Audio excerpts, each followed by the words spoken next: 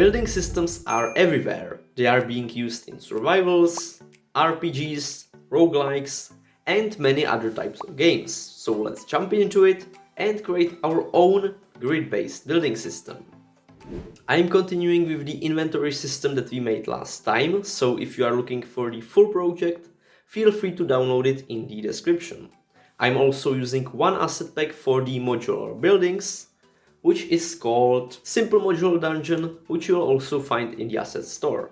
To begin, I will create new script which will be managing building, and in it we'll just start by visualizing the grid on which we'll be actually building. In the new script, Building Manager, which I put to the player object, I have created some variables for the cell width and cell height, so we can just adjust size of the grid. Then we also have bool if we want to visualize the grid, and integer, which will be the distance where we will actually want to visualize the grid, because visualizing it over the whole world would be quite expensive. And then we just have the gizmo size. In the void on draw gizmos, we'll first check if we actually want to visualize the grid, and then we will just visualize the grid based on the distance from the player where we want to visualize it. First, I'm checking if we either don't want to visualize the grid or the application is not running. In this case, we can just return because we don't want to be visualizing the grid. Then I am setting the color of the gizmos and going through all of the x, y and z coordinates, which the starting x is the minus distance from player, and it is going till the x is less or equal to the distance from player, so that the grid is on both sides of the player. And then to the x I'm adding the cell width, and to the y I'm adding the cell height. Now to visualize it correctly, we'll need to get the position where we want to put the gizmo. So you might be thinking that you can just do player position plus the new vector from x, y and z, but in this way the grid would not be snapping. So we need a function which will return us the closest point on the grid to some position.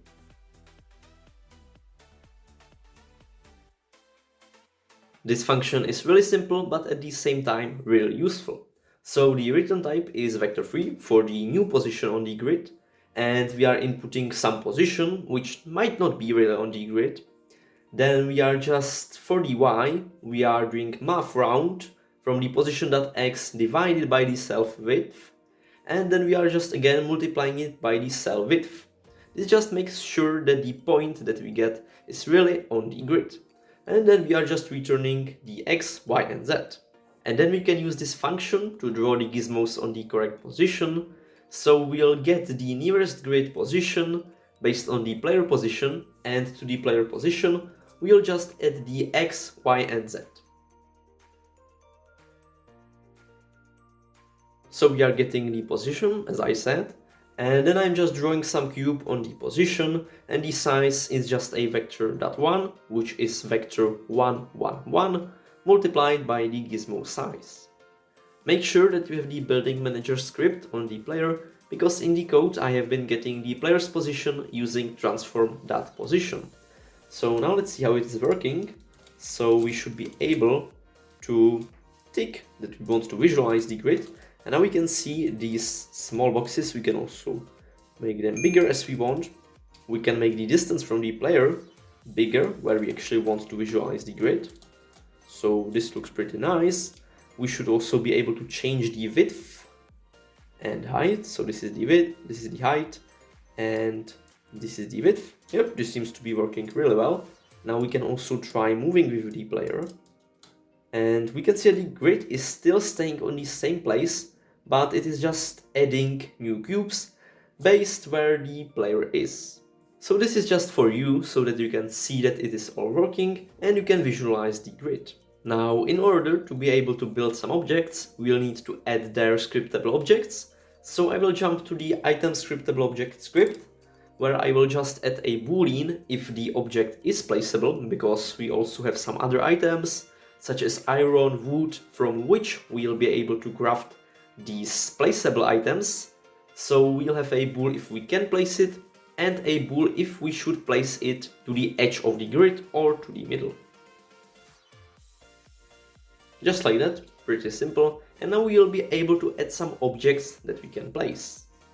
You can add really as many buildable objects as you want. I have added the floor, so set the name, icon, also the prefab, and set it to placeable. Then I have added stairs and wall, and in the wall I said that I want to snap it to the grid edge, because I probably don't want it to be building in the middle of the build cell. I also had to adjust some of these models, so we want to make sure that the parent of your model, right now I have the floor, so that the scale of the parent is 111, because then we will be modifying this scale by the cell width and cell height. And you also want to make sure that the model under it, the model itself, has scale of exactly 1 grid unit. So it should be as big as one of these cells that we have in here, so that later we can easily scale it up using the cell width and cell height. And also to make sure that it is fitting on the grid.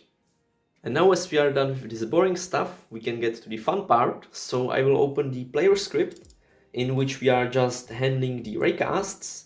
So in order to place something, we'll need to know if we are actually holding some item and if the item is placeable. For this, we'll need to go to the inventory manager, where we'll create function for that.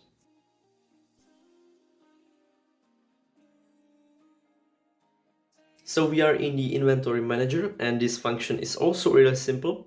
The return type is item.so, so the scriptable object that we are currently holding in our hand. First, we need to get the active slot, which I'm getting from the hotbar slots array on the selected hotbar slot index, and I'm getting the script inventory slot. So then, if the held item of the slot is not equal to null, we can access the slot, get the held item. From this, we can get the inventory item, and lastly get its item scriptable object. Otherwise, if the held item is equal to null, we can just return null. And now in the player script, we'll use that function to know if we are holding some item and if the held item is placeable. In the player script, I added a variable for the building manager, which is actually on the same object as this script.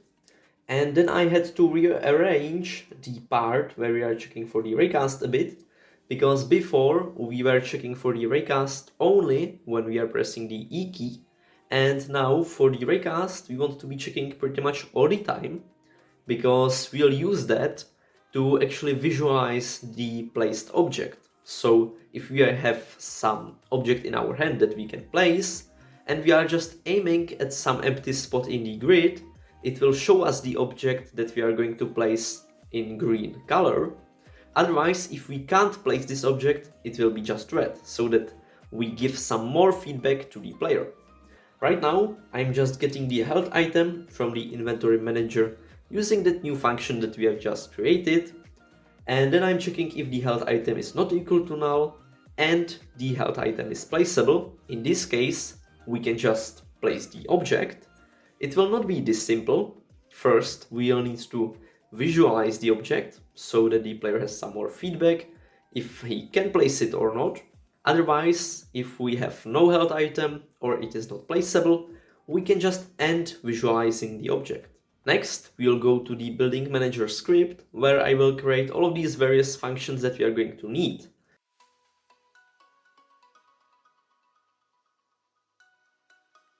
I have added all of these new functions to the building manager. It may seem a bit complicated, but it really makes sense. Maybe one thing that doesn't make sense is name of the first function, place object, where we will just calculate the position where we want to place it. We'll also calculate the rotation. From this function, we'll go to the visualize object function, where we will just visualize the colors, the position of the object that we are trying to place. And if we are visualizing for the first time, we'll need to start visualizing object to instantiate the correct object that we want to visualize, assign the materials, so on. Then we can also end visualizing object, which will just destroy it. And lastly, we have the build object function, to which we'll go from the visualize object function if we are pressing the left mouse button. Now I will go back to the player script and just call these functions as I need. As I said, if we have some item in our hand that we can place, I'm calling the function to place the object. The position where I want to place it is the hit info.point, so the point where the ray from the raycast hit the ground or some object. And then I'm just inputting the item that I want to place, which is the currently held item. Then, if we either can't place the item, or if we have no item in our hand, I'm just ending the visualization. Now I will go back to the building manager script, where I will not really care about the visualization because some of you might not really want to use it. So in the place object function, I will just calculate the correct position using the function to get the nearest position in the grid.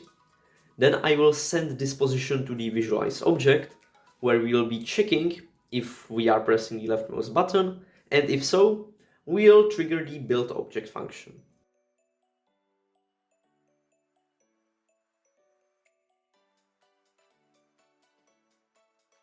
So the first function that we call is the place object, where I am just checking if you are pressing the Q or E keys.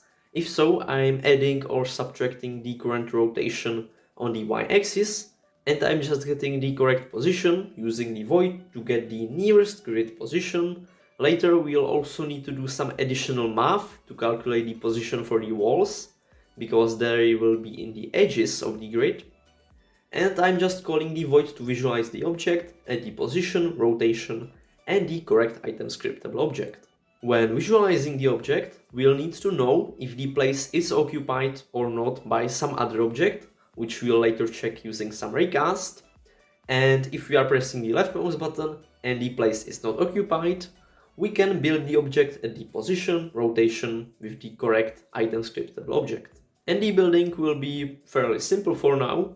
We'll just instantiate the object based on the prefab of the object that we want to spawn, and we'll also set its local scale based on the cell width and cell height.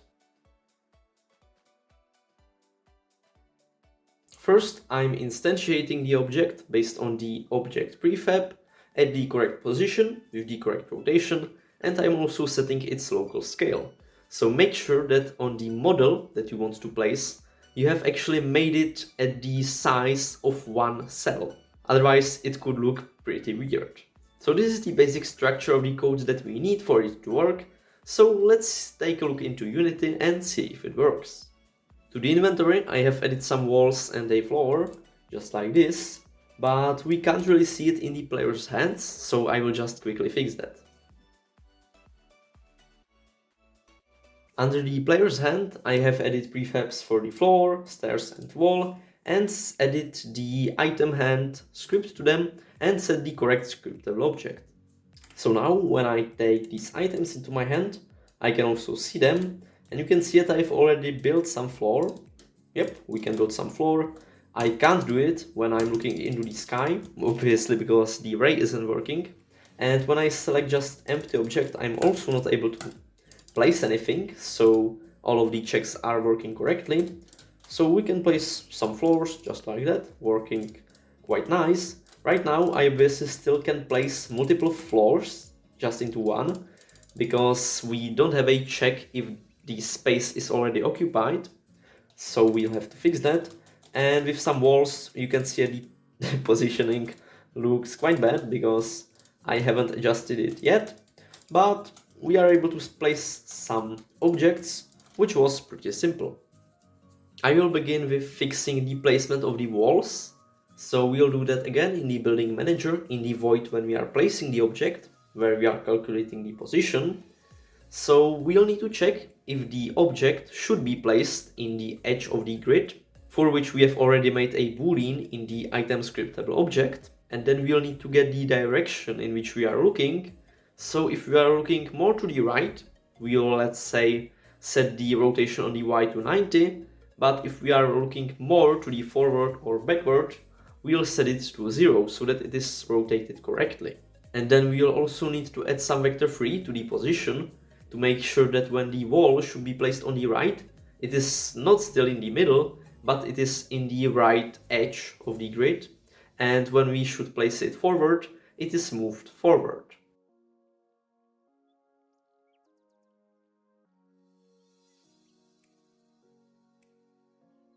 And this is how the function should look now.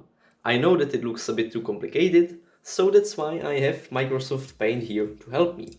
First, I'm just caching the original position to a vector-free base position. Then we are checking if we are pressing Q or E. Then I'm getting the nearest grid position from the position. This is all the same. And then, if we should snap the object to the edge of the grid, we need to calculate the direction, which we are calculating using the base position and the position that we have calculated. So in Paint, we can see that the base position is just the position where we aimed with the mouse. So this could be, for example, here. And the position is just in the middle of the grid, so somewhere here. Sorry, not in the middle of the grid, but in the middle of the cell. Then, just by subtracting these values, we can get the direction in which we have clicked on the cell based on the middle of the cell. So when we take a look into the code, we are doing just that. The direction is base position.x minus position.x, base position.z minus position.z. Then you can ignore this for now. Then I'm checking if direction.x is less than the direction.y. I am doing this in the absolute value because it really doesn't matter if it is 1 or minus 1, because we are still looking forward or backward or left to right. So if the direction x is less than the direction.y, which is actually direction.z, because it is a vector 2, so we don't have the third coordinate here. And if this is true, it means that we should place it along the z-axis, so I believe that we should move it to the right. So I'm setting the rotation to 90 degrees, and I'm just adding some value to the position, which right now is on the z, so we are moving it, the wall, across the z-axis, and we just want to move it by the cell width divided by 2, because we just want to move it by the half of the cell, because if you imagine, normally the wall would be in the middle, so we want to move it either here or here, which is just half of the size of the cell. And we need to decide if we should place it to the left or right, forward or backward. For this, I have created those two floats. So one is for the x, which when the direction.x is less than 0, this value is just -1. When it is more, it is 1. So it is pretty much just clamping the direction based on the axis, either at -1 or 1. So we can then just multiply the position by how much we want to move it by the x or z, which will be just 1 or -1. If this condition is false, I am setting the rotation y to 0, and again we are moving it, this time not along the z-axis, but along the x-axis, and the formula to do that is the same. If you didn't understand it by my explanation, feel free to just make some visualizations by yourself. So take a point in the cell and then just do all of these calculations and you will see that it will work. So I have the floor and I can place it just normally in the middle of the grid cell, but when I take the wall and I'm looking forward, we can see that it is placed between those two floors. And when I'm looking to the right, I place it here, this again, at the edge of the cell. Even if I try to place it in the middle, it doesn't work. It is still being placed in the edge. And like this, we can place as many floors or walls we want, and they will always be at the correct position. Pretty nice. And this obviously doesn't only work with floor or walls. You could add any other objects you would want, and it will still work with this system. So we can either choose that the object will snap to the middle of the cell, or it will snap to the edge. And this is all for the first part of creating a grid-based building system in Unity. In next parts, we'll add some visualization to provide the player with more feedback if he can build the object or not. Then we'll also add saving and loading of the buildings so that you can save the whole map and then load it. And we'll also add a hammer with which we'll be able to destroy the objects. I hope this video was useful. If you have any questions or suggestions, feel free to tell me down in the comments. Don't forget to like, subscribe, and I will see you in next videos. Bye! Thanks for watching this video till the end. If you are looking for a Unity, C# or Bolt tutor, then I am here for you, so feel free to send me a message to my Gmail and take a look at my website for more info. I can help you with your personal projects or teach you anything about game development you would want to know. You are welcome.